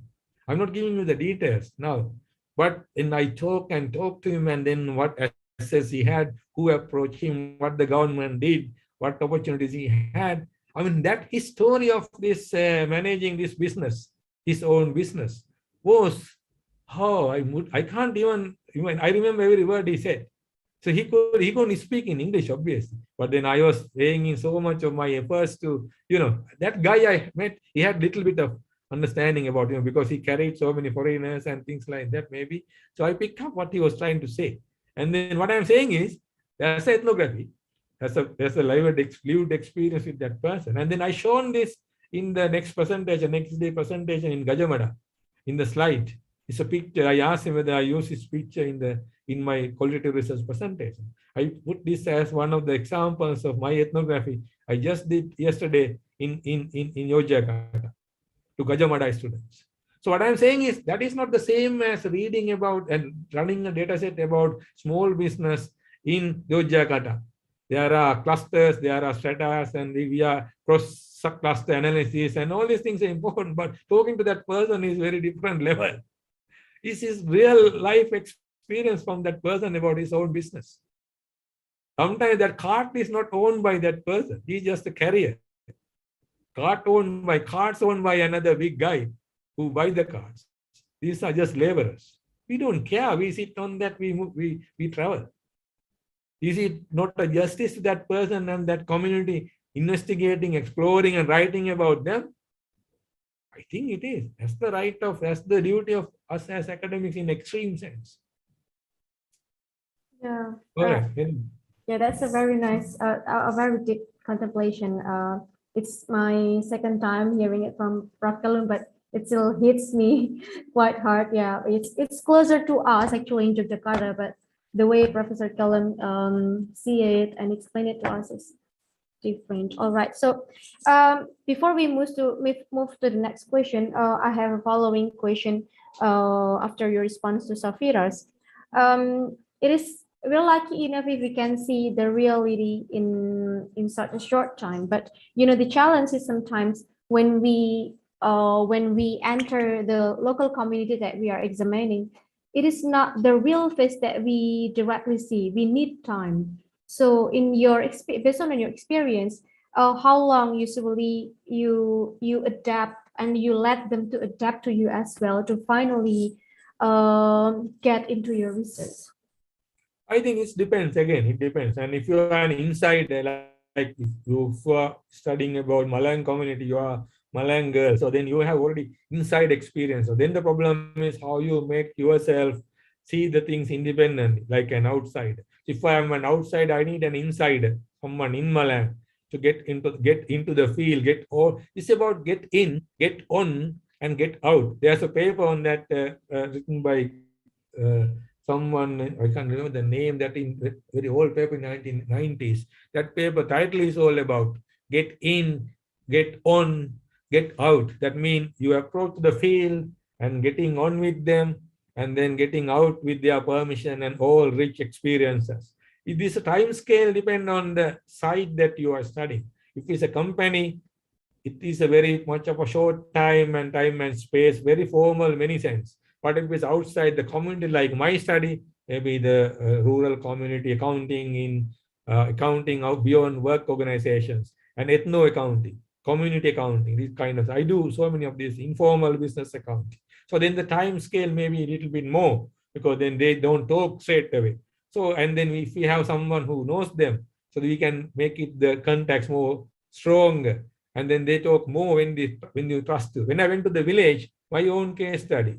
So I had this connection with the villagers before because I was working there as a person for action research project. And then I was there, same villages, about 5, 10 villages, as a person working for one of the NGOs, GT. And then the third time when I went there as a researcher for my PhD, but I stayed in the village time to time to closer to them, getting closer to them. So I use different methods because I had time and contacts to spend more time. So it doesn't mean every study we need to spend 6 months. We lose you, Prof. Gilang. I think I need to text him.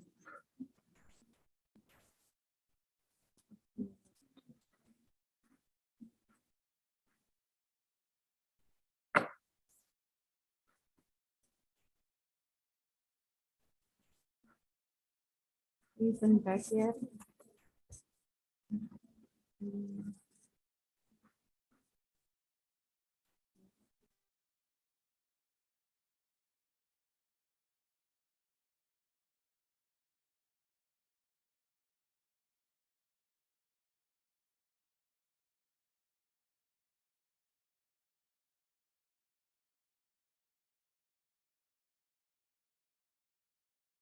Okay, well, we are waiting for Prof. Gilang. Maybe more people can deliver their questions on the chat box so that after he respond to the second question, we can move on to your questions as well.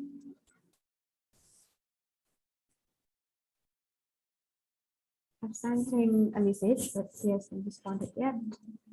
Let's wait for him.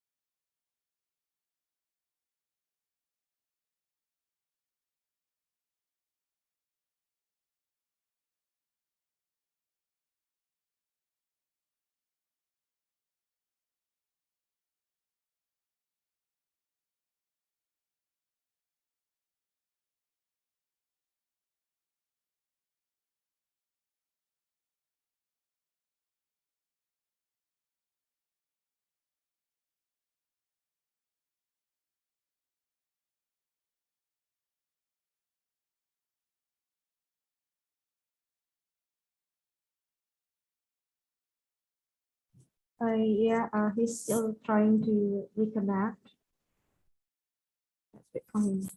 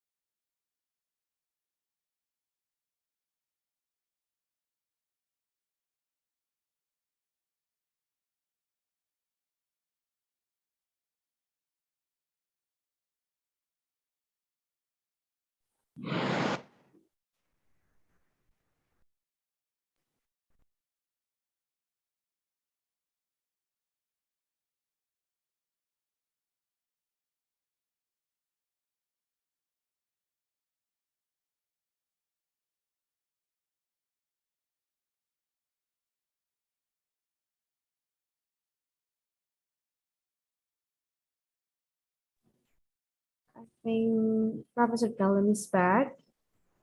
Yeah. Sorry, sorry, I'm in the hotel, so it's the hotel Wi-Fi can somehow. But yeah. I'm here, so we can continue next 15, 20 minutes. Sorry about that. Yeah. Yeah. Okay. So I gave you the answer to your question. I think it depends on the research project and the sector and the participants, who they are. So then the time that we spend is very subjective on that sense. But we have to take all the possible ways to spend more time. We don't know whether how long that more time means. It depends on the field and your ability, and then the participants' lifestyles, work styles, everything. And then the trust that you establish with them, and how cooperative they are. And all these things, that's where the qualitative research is challenging, I know. But what doesn't mean it is, we should not um, try it. Yeah, give me a minute. Yeah. Call. You can respond to it.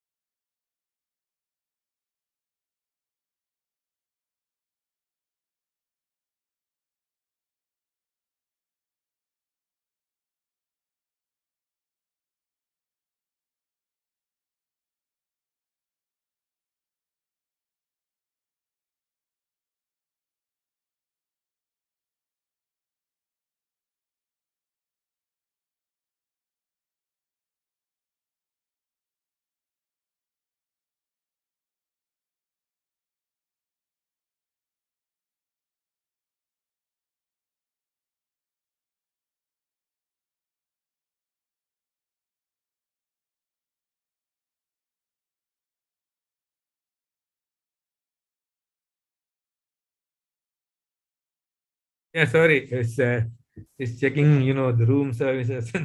Yeah. I'm really apologizing this whole disturbances. Sorry. Yeah. Okay. Yeah. Yeah. Thank you for responding to my question. And I think we can move on to the next question from Yeah. Linda. Dear Professor Callum, could we use surveys as one of collecting data in qualitative research, and purpose of the survey method is used to collect data about demographics, mean, and frequencies from respondents? Yeah, we often use surveys as one other method to contact personal information. But it's not just about the uh, demographics and those generic data, but we can have we do often do attitude scaling. We ask their views, not just yes or no. We ask their alternative views about some questions as well, with 1, 2, 3, 4 options, and then ranking them later on with the Likert scale analysis. And also, to me, more important thing is we have open-ended questions included in the survey. We have at the end, starting with the close ends and with the demographics and with the other sort of very straightforward questions, and then going to the views, opinions like 1 to 4, 5, that sort of agree, extremely agree, and kind of, or maybe giving some other versions of answers. And then in the latter stage, we can have we often do open-end questions like, give your views on this, without saying any sort of controlling the answers. So give them space to give free views on certain things that we are under investigation. So I think survey method is also contacting people, but not person to person, like in a live environment, but still it's a qualitative method that we use often. But it's not just for demographics and the other things you mentioned, but in addition to that, we get the opinions and the views. And in the political service is often used to get the views of the voters by the governments, and the research agencies do this, and the consumer surveys, they do that, and they design and change the practices of their company based on these surveys. And those surveys are having programmed and unprogrammed open-ended questions as well. So it's a good, strong tool to I think that one is probably, I can say, less time consuming than doing interviews and other ways. But it's just the basic first level of, I think, qualitative data inquiries. Probably we all can use. Obviously, that's a good point you mentioned. That came to my mind just now. Maybe not just interviews only, but using a survey. And then even online surveys are very common nowadays. Online surveys. And then you have the respondents everywhere in the world. But then the problem is how you assure the confidentiality and all these things, and ethical issues are coming up. So you have to be careful about those things. But yeah, there's another area to discuss, another 2 hours to discuss about surveys, online surveys, and the challenges, problems, and methods.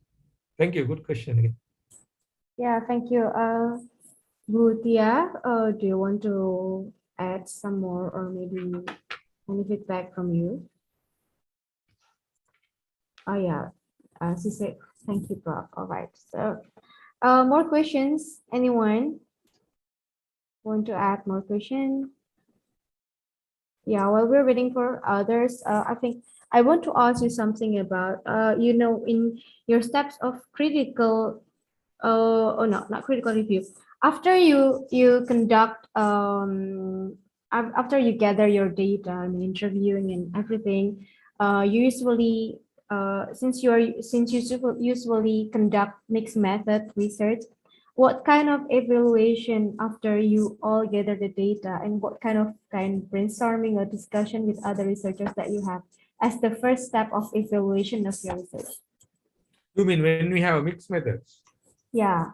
Yeah, I think the best example is the current work we are doing. And when we were designing the study, and just for the public PFA, Public Financial Management Institute of World Bank, we are doing a contract research, and that's one. It has heavy secondary data analysis and content analysis. Content analysis, qualitative and quantitative content analysis in the first phase. And then we have the interviews, follow up with the case studies from India, Nepal, and Sri Lanka.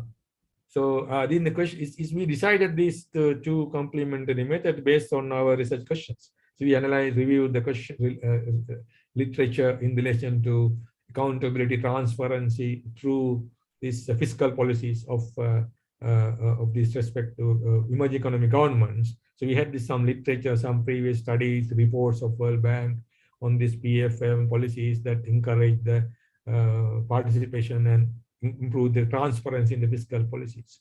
And so then we came up with the idea of this from the document analysis, we can answer some questions, but there are some further questions of local adaptations, how these emerging economies are doing it. So we thought there's no database to understand that, how they integrate this, what problems they encounter, by who, how they address this. This is an exploratory question in emerging economies. That's why we use 3 cases. So then how we combine this, how we discuss this together is a very interesting thing, because we have 2 teams in our group, research group. We have quantitative specialists from Southampton University, probably you know Colin and the team. So they are running, and then we have another guy, he's a mixed method researcher at his best. He's done some quantitative research, done qualitative research with me, Professor Thiruvan Subarai. So these 2 are coordinating, he and Colin discussing mostly about the quantitative side of the work. So then they discuss, they now result available data. So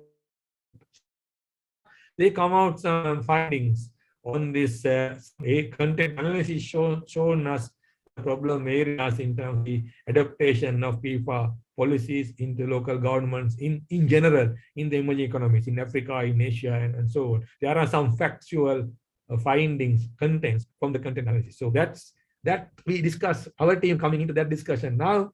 So we see where the things are going. So we see the further elaboration, what areas we need. So for which department, with contact persons, we have to have this further exploration. So it's a not a one answer. It's something that's what we do now. So then the team discussions, early stage, quantitative people, very different. They're discussing about the variable, they discuss about hypothesis, discuss about hypotheses are too generic, want to narrow down. and then the linking with the research questions, and then the hypotheses, and then linking with the data sources, linking with the database available, some data limitations. That's what the discussion they had as a team. It was not my concern. I was just observer. Now they given me the early stage findings, I mean their own results. So based on that, I am digging deeper to qualitative side of the thing. So we have my team now, the person in the middle who is expert in both sides, Thiruvan, and then there's another 2-3 members in my team who's ready for the interviews with me together. So we are now very clear about the more details about our questions we had in our mind to ask from these people who are adapting and bringing the change into the local government fiscal policies. So it's a good question, but again, it's difficult to do a one solid model. There's no model how to bring this conversation discussion. It's again live, very live. Everything is live and lived experiences, even ourselves discussing, deciding what to do. Also very emergent. That's what I mentioned in my slide. Said this framework is emergent, isn't it? Qualitative methodology framework design, fieldwork design is emergent, not static. It's emergent. That means emerging from the work, preliminary work, step by step we follow in the process. When it's mixed with different methods together, it's mixed methods, then we must have dialogue between two parties, two traditions, as well as connection with the knowledge, with super knowledge on both sides. We respect each other.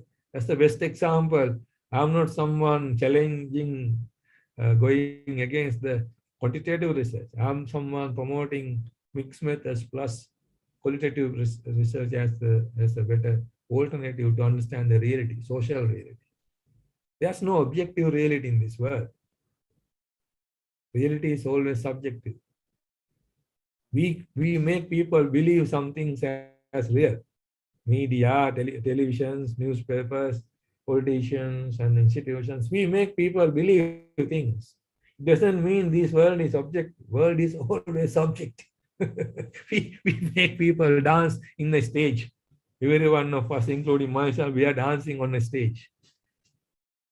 We are very much subjective human beings, dancing for someone else's tunes every day, every minute. So I think that's the reality. That's the reality. No one can challenge that reality.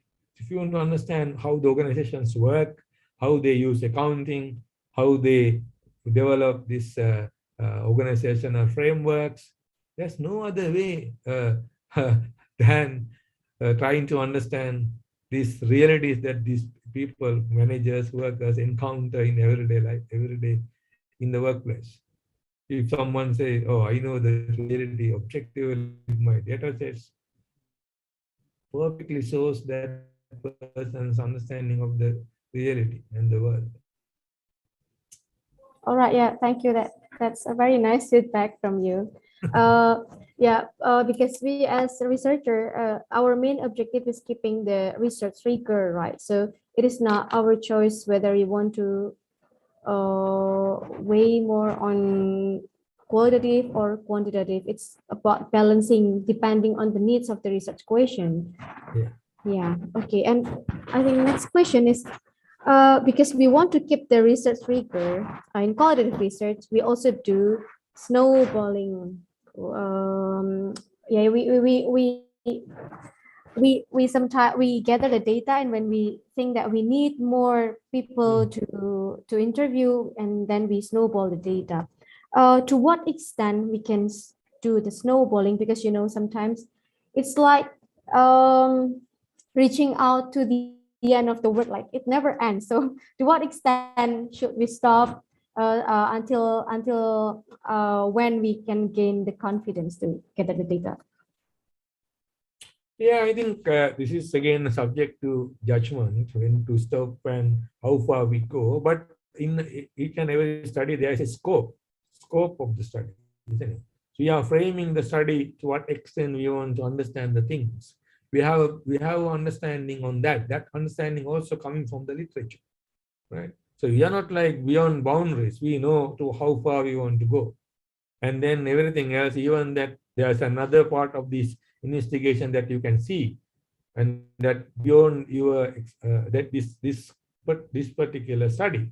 So then you can mention this for in your finding section of conclusion section. You can mention that as opportunities for further studies, or maybe there's further studies are needed to investigate further on some issues. But you don't need to follow up everything what you see sometimes for the sake of your interest or for the sake of that is available at the direction. But you have to stop whenever that you see the boundary that you already planned at the beginning. That's what we call scope of the study.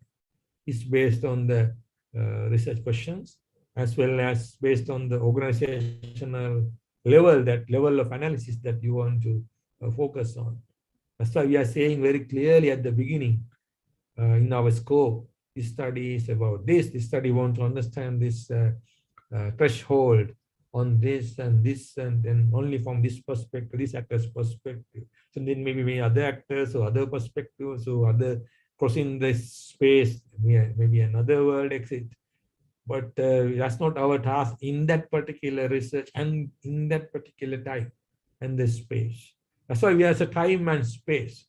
There are different times and space available. So we choose for a study in our scope, we find, okay, this is the time period, this is the time, and this is the space, the boundary that we are analyzing in this particular qualitative study.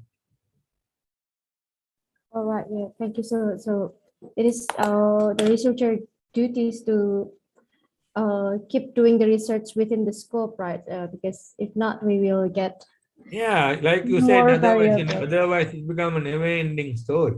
Yeah. Otherwise, if a person like me go to field and start talking to people, I will live 2-3 years talking to them without finding end, right? Yeah. So we have, that's why the focus is important. The focus, what is our focus in a given study?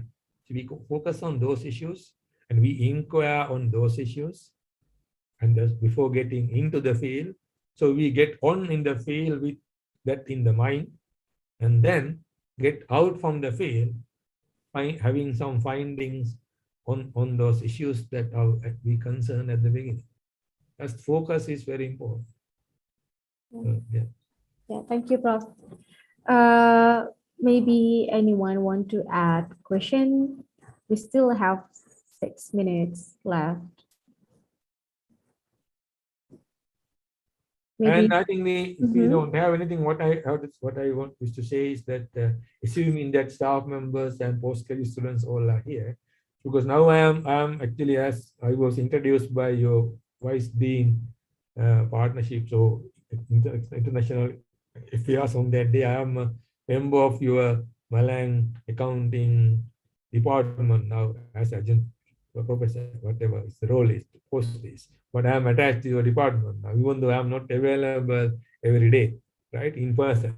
So I think with the virtual realities now, these connection abilities we have, Zoom, emails, and all that. So I am happy to be in contact with any one of you all of you, obviously, if anyone or any few people want to contact me by email to get the feedback to their research papers or their PhD proposal or their master proposal and want to thinking about a little bit more clarifications. So I'm more than happy to have a communication with them, help them. And then when I come back, hopefully I have to come back again in the next year, I guess. So before that, maybe I will try my best to work with Olia and then find out some interest and expression of interest from the staff and the postgraduate students who want to have further work with me, and that means to get the support from me. So then Olia can contact me and send me the list of those colleagues, staff and students, and then we can have a plan. And when they come the next year, then before that you can do some early work or comments. And then when I come here, I'm willing to have one-to-one meetings with those people, as well as any specific group of scholars who want to discuss together, 5 people together, then I'm willing to have, because that's the way I think getting into the next level. These discussions are to create an interest, create a curiosity in the mind about what is this, the world they haven't explored earlier, qualitative research. Now I'm pretty sure this course has created. I think people probably shouting at me criticizing me. This guy came and talked about this, how we do this. I know that's the most simple favorite about this thing, feedback. Majority of in Asia, that's probably some people say. And but I know as a smaller group thinking, oh, I can bring this a little bit more into my work. Maybe another little group thinking, I want to do qualitative research. I'm talking about this second and the third group who is having the courage, who is more smarter, and then think creatively and thinking about challenges ahead. And those people I'm willing to meet in my second visit. Other people I talk again in the next visit, and then from that lot I make sure understand another 5% will understand this what I'm saying. It's like a mantra. It's like meditation, and enlightenment in Buddhism. You need the focus and mindfulness for the enlightenment. Same way to qualitative research, you need to have this understanding and the commitment and the self-motivation to do that. So ignoring our big work lives, busy lives, all other stereotype thinking about other methodologies that constructed in our schools, constructed by our peers and the seniors. This is how they do the research. So you have to, this is the time you have to open up the new door in your research world if you want to move on towards more interesting, more challenging research directions, especially young ones in the early career. You should not close your doors for alternative methodologies. You should keep your door open for good advices and good directions, challenging directions. Then you become known to any all this future in the future to the research world. Your work will be known. If you take shortcuts, you remain in Malang, you remain in Indonesia, you remain nationally known or maybe unknown in your locality. But if you want to be a good researcher, you must go for some challenging approaches, some significant contributions in the future. So in that way, you need to be very open and creative and confident enough. So I think going back to the point, this few people I know, this few people now, our number is low, I know. This lower number, I am willing to work closely in the next 12 months before my next visit. When I come here, I talk to these few people in person, one-to-one, and nice groups to make them into the next level. So with these few people, my target is at least to publish 1 or 2 papers together in 3-year time, not next year, 3-year time. And then send help 1 or 2 of them or 3 of them to go to the PhDs. I'm connected, well connected in the academia, you know that. So I can find placements to anyone in Malang, but subject to a good research proposal. So I can help to write a good research proposal. I'm talking these things. This is my task as adjunct professor attached to Malang Accounting Department. So my performance will be assessed based on what these few people do. There's no one going to assess, but I mean, as a valid point, they have to assess based on how many good benefits from my visit. Otherwise, what's the point talking about all these things in 3 days, 6 sessions or 5 sessions? So I know there's a few people want to go further. Maybe you can surprise me. More people sending email, then I'll close down my inbox. Yeah, you should Maybe I'm wrong, anticipate but that. I'm experienced enough to know that the journeys how many choose this journey, mixed methods or qualitative methods. Not many, I know. So I'm happy with the small numbers. It's easy for me to help as well. And I can focus and concentrate. I'm happy to do that. So I can do online meetings with these few people, help them for their proposals, help them for their projects, help them to do their papers. I know some people are already in contact with me, including our own Olia, and then there are a few others as well. But I'm talking to the more others who are with us. All Yeah. right. Yeah, thank you, Professor. That sounds fun yet thrilling already. So, yeah. It's make my time more from my available time I have to spend. But I mean, willingly I accepted this thing because it's my duty. I always believe in when I was young, still am young, obviously, but when I was really young, So I had this support from my seniors who were opening up this different worlds in the research. Because methodology is a jungle. Methodology is a jungle and a forest. So there are, we can easily lost in the methodology of jungle, methodologies of this in this jungle.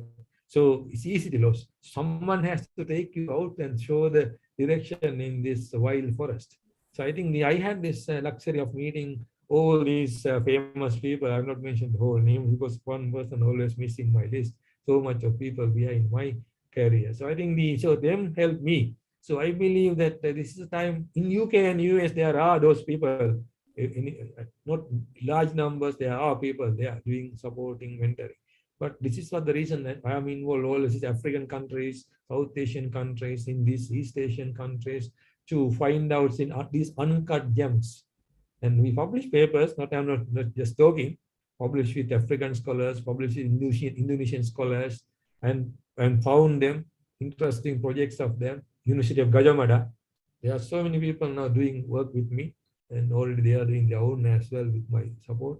So I think, so this is my personal interest, even though it become me busier, but I'm more than happy to genuinely support few colleagues who are interested. And there are PhD students I found from Gajah Mada, like after talking like this.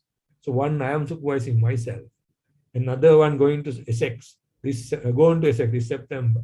So these colleagues I found from my journey in Indonesia.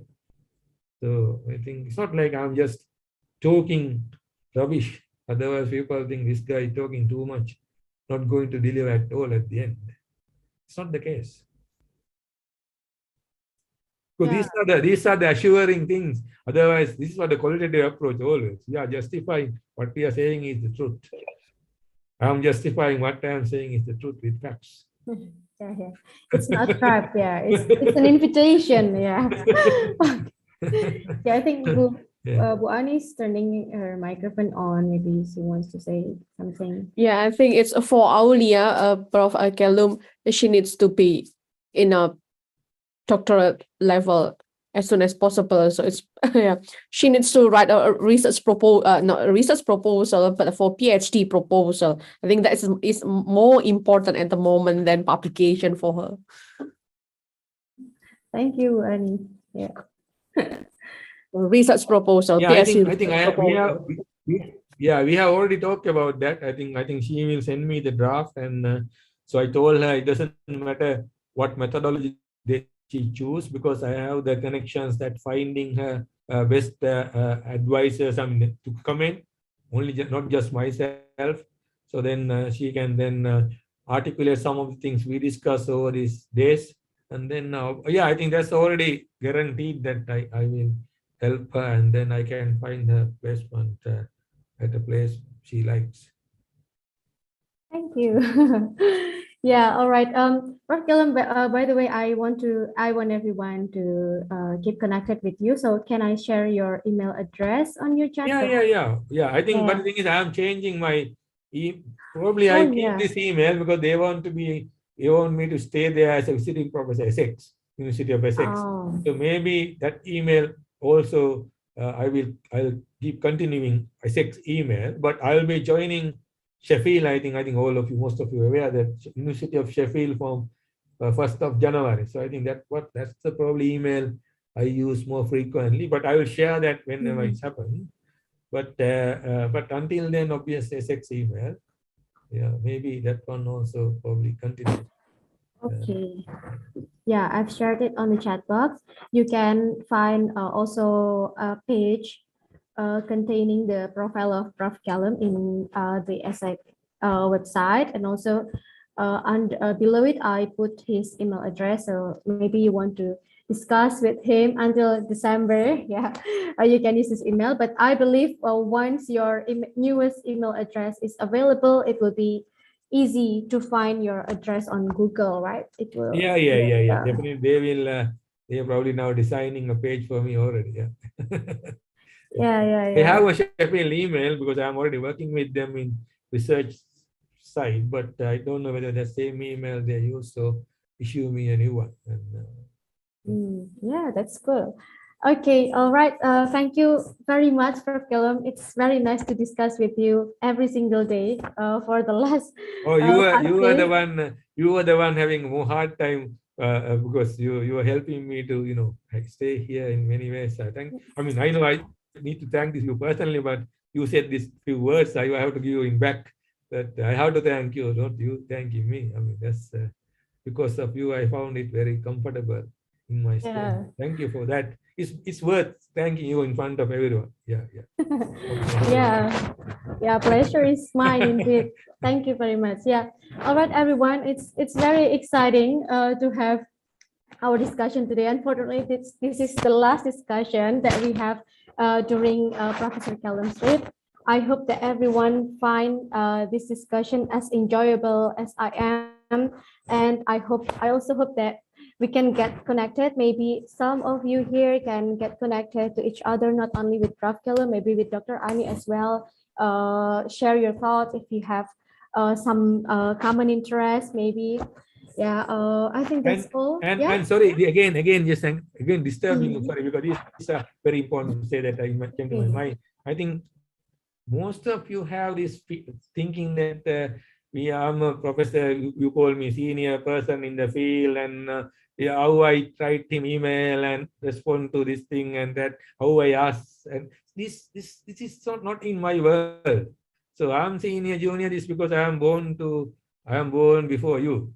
That's why I finished my PhDs, got the jobs, and now whoever I am now because I'm a bit of older than you, right? So doesn't mean that you and me are socially that hugely different.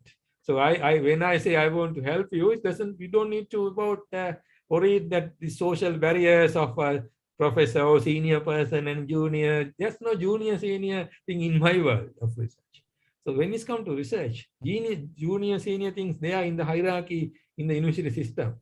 When it's come to research and the personal friendships, connections, and the support, there's no senior, junior things. That's how qualitative research, first thing we do is deconstruct, destroy these social barriers. Then we can't interview and talk to anyone. What's the point talking to someone as a professor? If I talk to Olio as a professor and Olio is a potential PhD student in the future somewhere, what is that nonsense? How I am not qualified enough to discuss qualitative research if I am that person. So Olio and me, if I take this example with respect to Olio as a person, and I'm just saying there's no barrier in that. So we discuss this research freely. I think Olio is a good evidence that I never had this stupid thinking in my head to what position given to me. This is somewhere else. When I go to SX, I have that position there. So maybe sometimes protocol, some this senior, junior things in the system. Outside that, I'm another human being. So if I say I'm willing to help, don't be scared to write an email or ask anything, any way that qualitative research or any guidance, any support. That's what I wanted to say. Yeah, I thank know. you. Again, I know in the context I'm saying this. Knowing the context I'm saying. Yeah, thank you. That's reassuring to hear that. I also enjoyed how you talk to our students, our bachelor students. Yeah. I guarantee that there is no such gap between us learners, the younger learners, and the senior learners. With Prof. Callum, he's very welcome with any questions. Like he said, any innocent question is also welcome. All right, thank you very much, Prof. Callum. We wish you a very safe flight, very safe trip back to Sri Lanka, then to London. We expect to see you next year. Okay, hopefully we can gather with everyone here on offline session, not in online opportunity anymore. All right, yeah. I think that's all. We wrap up from here. Thank you very much, everyone. Stay healthy wherever you are. See you. Bye. Thank you everyone. Thank you very much. Yeah. Thank you. Stay healthy, Bu Ani. Okay, thank you, Bu Aulia. Have a safe flight, Prof. Callum. Thank you, Annie. Thank you very much. See you next time. Yeah, See you yeah. next time. Okay. And meet. Okay.